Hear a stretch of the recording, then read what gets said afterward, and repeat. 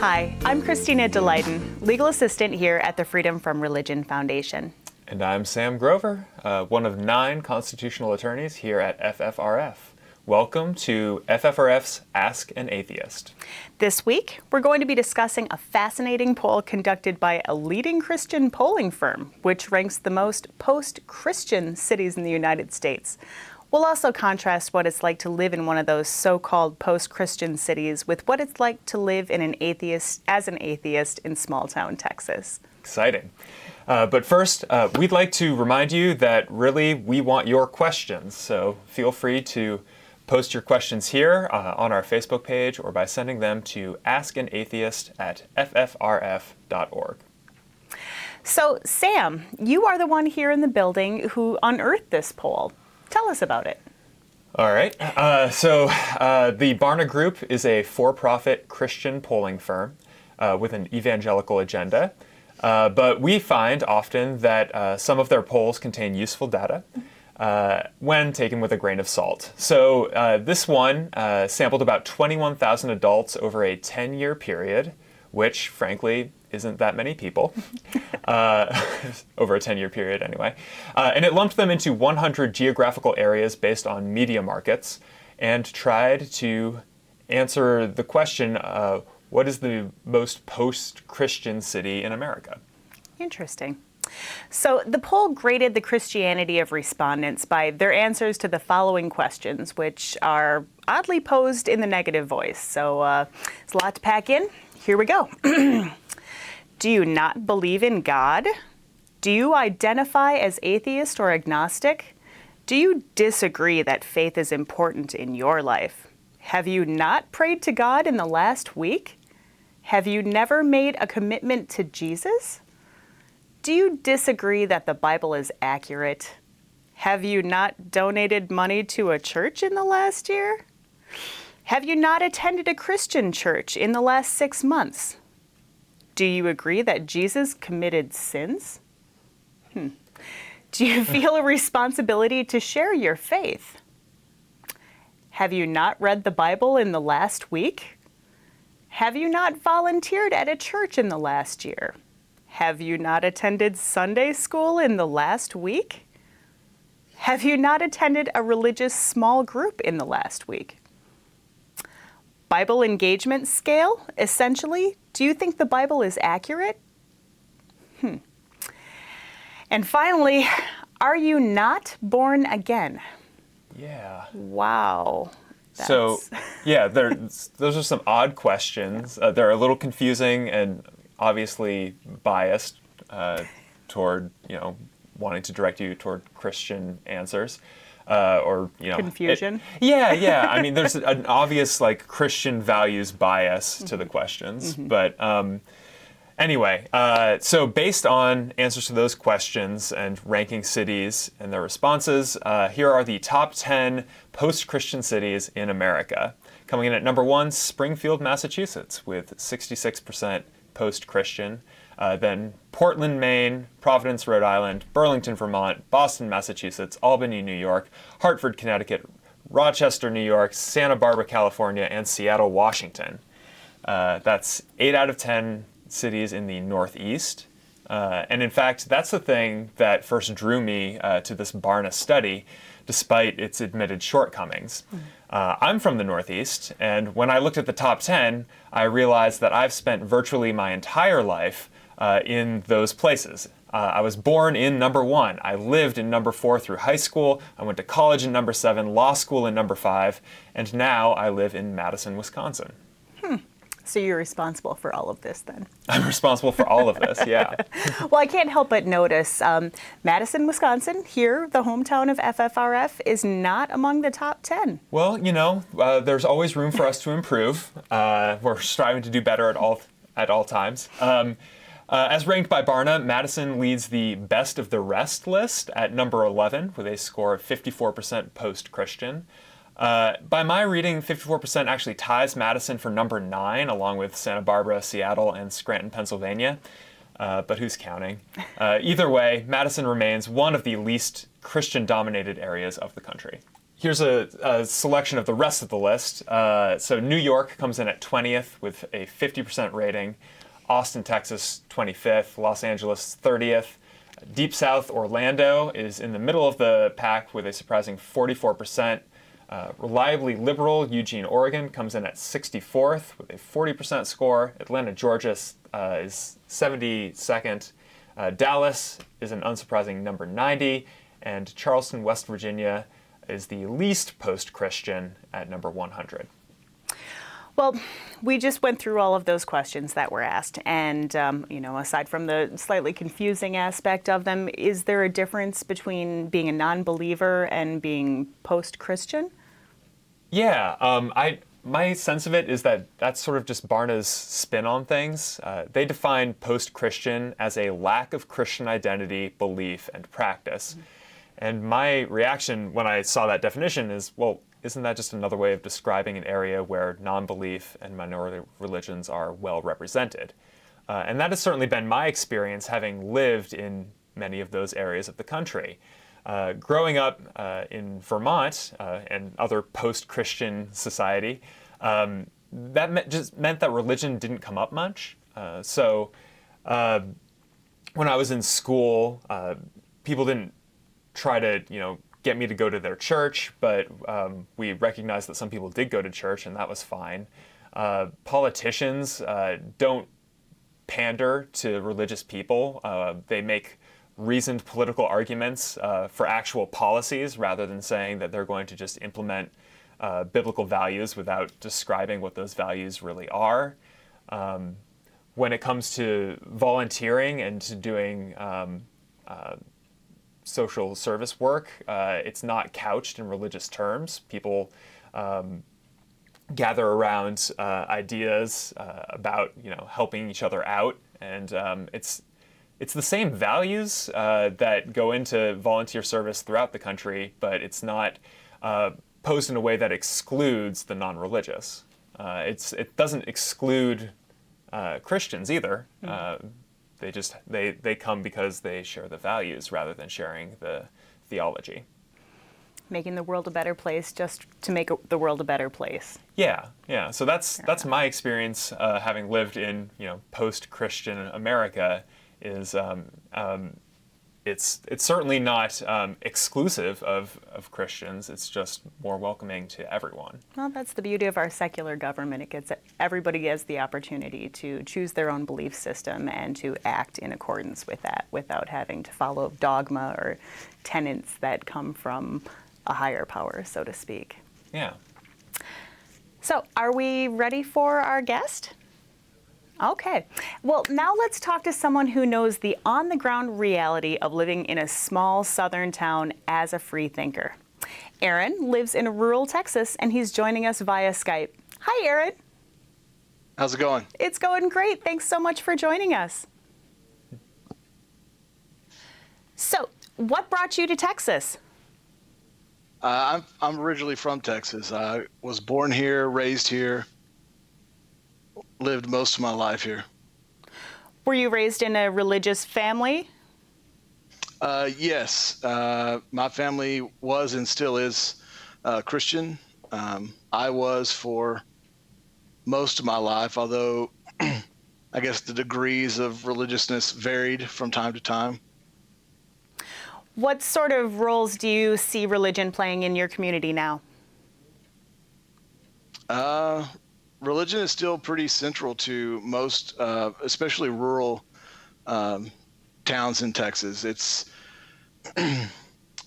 There's not a lot of activities to do outside of meeting for church on Sunday or weekly Bible study groups, things like that.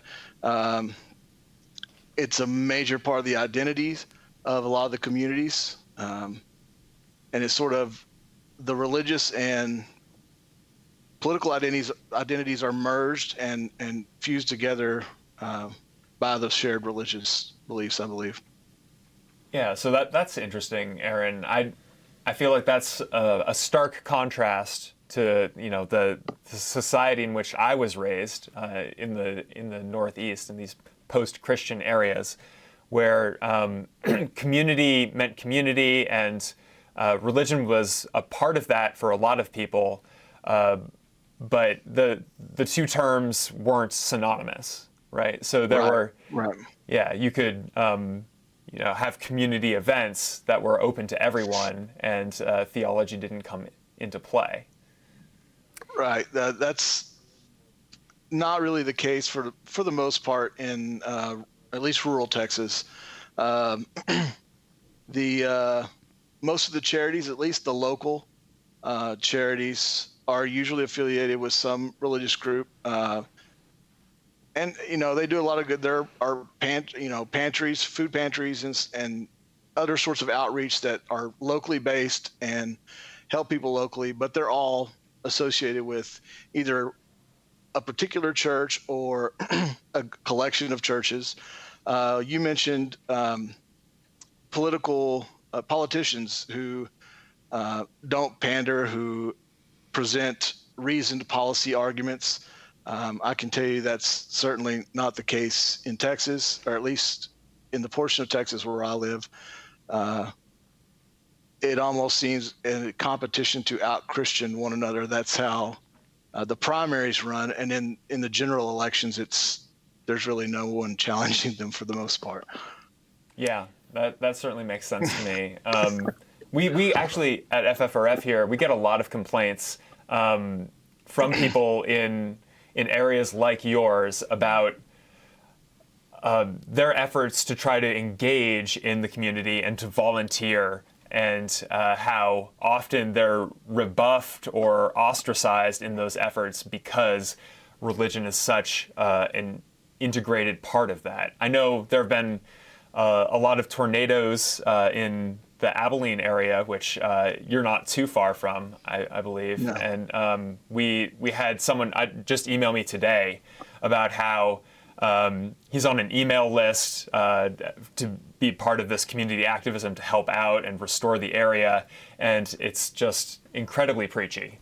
That every message involves gathering at a church and then talking about the church and its message before you ever get to the actual cleanup effort. That's completely unsurprising, and I don't know that's necessarily ill-intentioned, but that's certainly the reality of the situation. So are you out of the closet, so to speak, in your community or in your family? Yes and no. I'm out of the closet to some people and not to others. I don't really advertise my atheism. I'm an attorney in a small town, so being politically liberal I'm already sort of a rare commodity, I guess. I didn't want to add to it. Sounds like it's a prudent choice. So what sort of impact would you expect to see were you to just come out and blow the doors off and say, hey, I don't believe, but I want to help and I still belong here in this community? What would the reaction look like? I don't know. Honestly, it would depend. It might depend on the people who, if they already know me on a personal level, I don't think it would be too much of an issue really. As far as like with my family, I'm sure there would be some expressions of concern for my soul, in eternity in hell. Not that they would phrase it that way, but that I was condemned or anything like that, but they would be concerned. They would have concern. I don't know if they would necessarily express that concern in that way, but as far as the community is helping, I don't know that it would really be an issue. I'm not sure, honestly. I guess would be the best answer. Yeah, Aaron, let's get back to the Barna survey just a little bit. First off, do you agree that Jesus sinned? That's the most important pressing question. I don't even. I had looked through the survey. I missed that part, that question.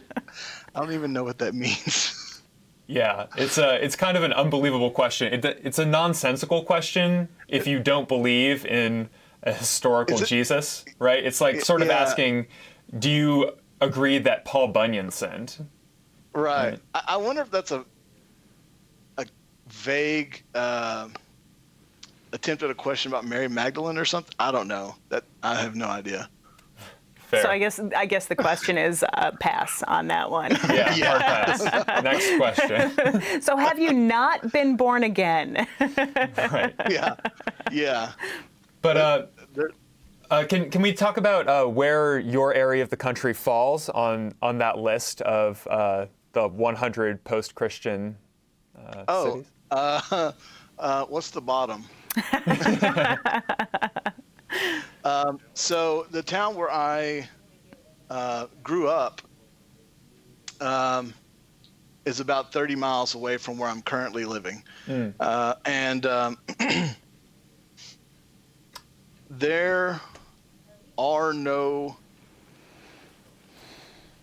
churches or not churches. There's no organized religion outside of Christianity.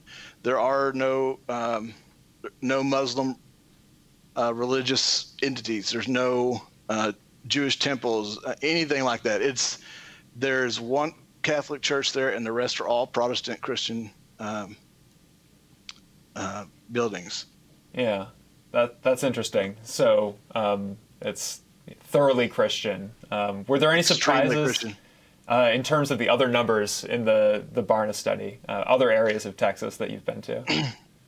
Yeah, so the Waco Temple Bryan area, it's actually a pretty large geographic area, but Waco, as you may or may not know, is home to Baylor University.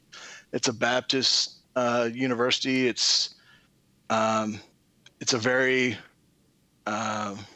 conservative area, and not just politically, but also just socially conservative. I remember when I was in high school hearing stories about how the university would send people out into towns looking for student parking decals on vehicles at bars.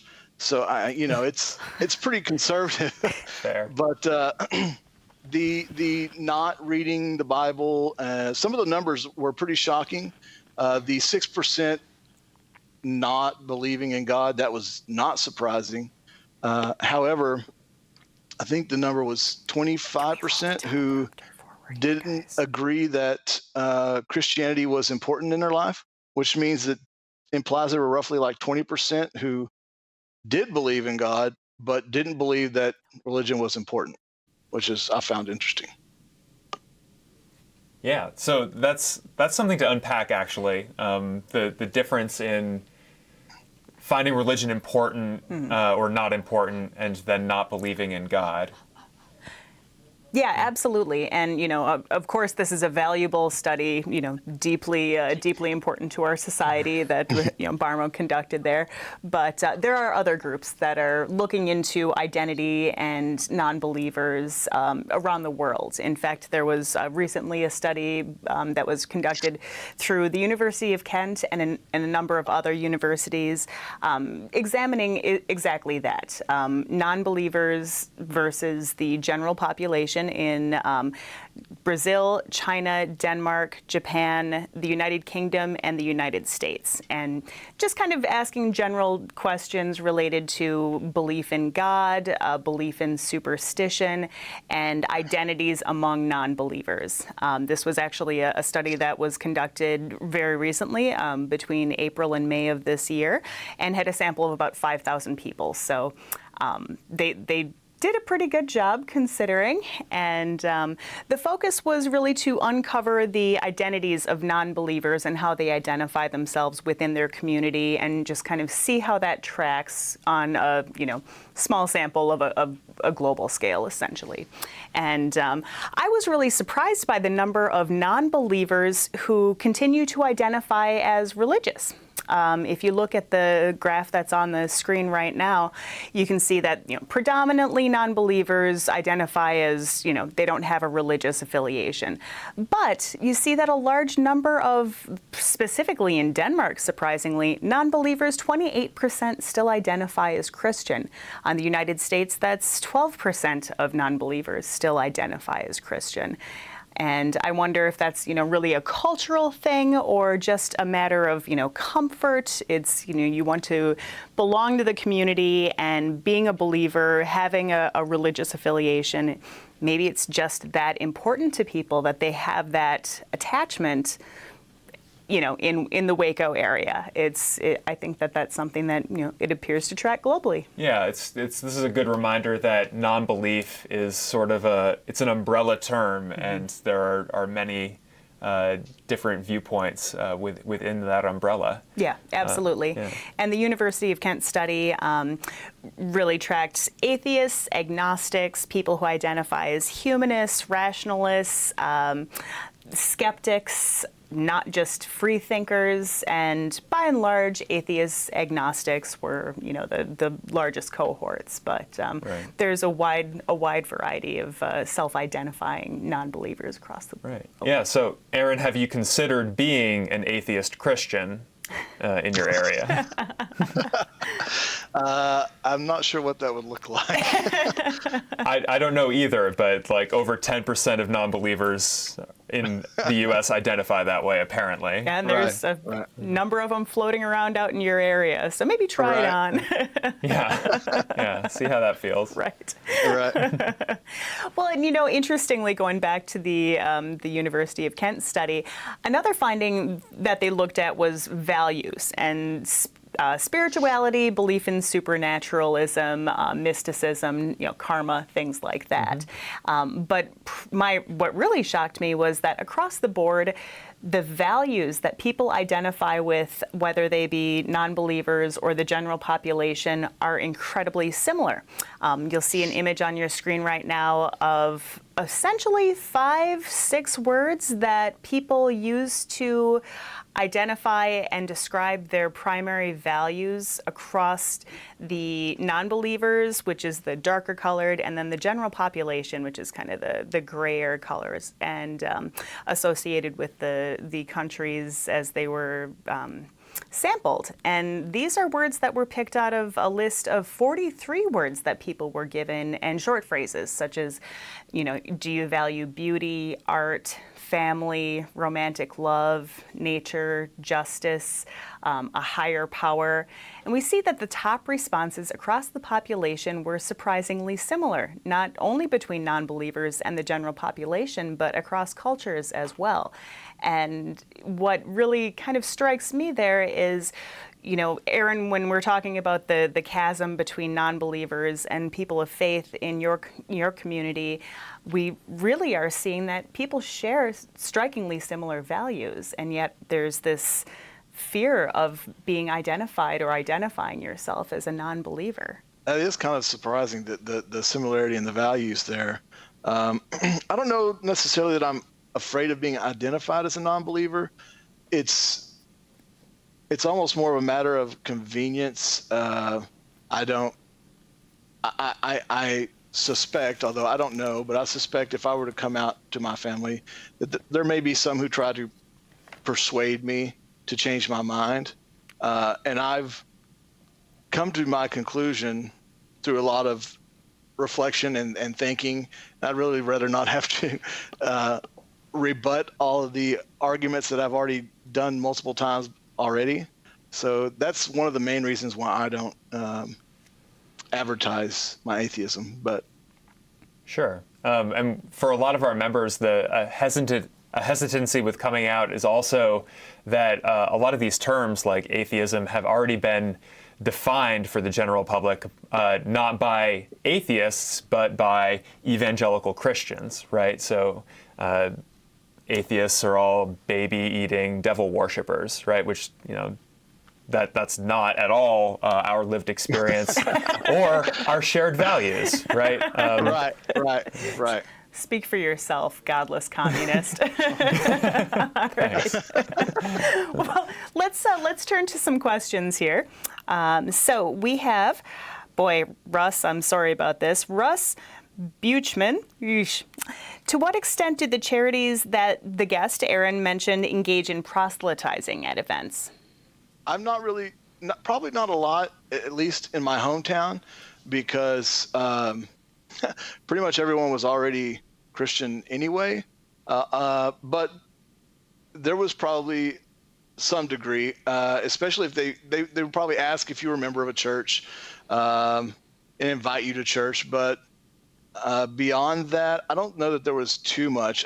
I'm pretty sure there wouldn't have been anything where there was like conditional, like we'll give you this free food if you come to our, I don't think there was anything to that degree. Although I've heard of things like that happening elsewhere in the country with religious groups, charity groups.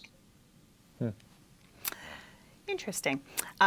So Corey Moore asks, do you think that it would be hard to raise kids in a small, super Christian town? And would the kids really be likely to be bullied? Possibly. I do have a son. He doesn't stay with me. He lives with his mom. She is Christian. He is Christian. So I really don't know, at least from personal experience, of what it would be like raising a non-believing child in a religious community. But I don't think so. I'm really not sure. But I don't think it'd be too bad. At least not here where I'm at. Mm-hmm. I don't think there'd be too much ostracizing. Well, Sam, you are one of our constitutional attorneys, and so you do deal with a lot of complaints that come in from around the country. Do you encounter a lot of complaints about bullying? We encounter so many complaints about public school proselytizing and the ostracization of non-believing kids in that environment. And yeah, a lot of when teachers and other authority figures in schools express things in religious terms, kids often pick up on those cues, and yeah, it does often lead to the bullying of non-religious students. We get that a lot with Bible distributions, right? Mm-hmm. So if the Gideons are allowed into the public school building to hand Bibles to every student, and a kid does work up the courage to not accept a Bible, those kids regularly get pushback from their peers. So it has been a problem throughout the country, we have found. It's interesting. You would think that it would be the opposite, because those children are taking items from strangers, and we universally raise our children to avoid taking things from strangers. So, yeah, well, there are exceptions for the Bible, I guess. Gotcha. Doesn't really make sense. All right, folks, final question here from Carrie Briggs. Do you think they put Madison at number 11 because they know FFRF is based there, and that it had nothing to do with the unscientific study? Sam? Yeah, there's absolutely an anti-FFRF bias in how the study was conducted, and we'll be taking the Barna Group to court over that. No.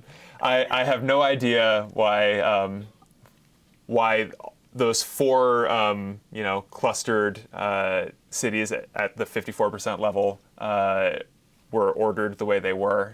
You'd have to ask the Barna Group that. Something tells me it has something to do with fake news. All right. So, well, that's our show for today. Thank you so much for watching, and we invite you to become a member of FFRF to help us in our vital work to keep state and church separate and to educate the public about the views of non-theists. Visit our webpage at ffrf.org or phone 1-800-335-4021. Thank you also to our guest, Aaron, who Skyped in and spent some time out of his day answering tough questions about being an atheist in small-town Texas, which is a brave thing to do. Right. So One way you, the viewer, can help us out is by contacting government officials who violate the law in your area. And if you'd like to receive FFRF action alerts on your smartphone, please text FFRF to 52886. Data rates may apply. Again, that's FFRF to 52886. We'll see you again next week for another episode of FFRF's Ask an Atheist.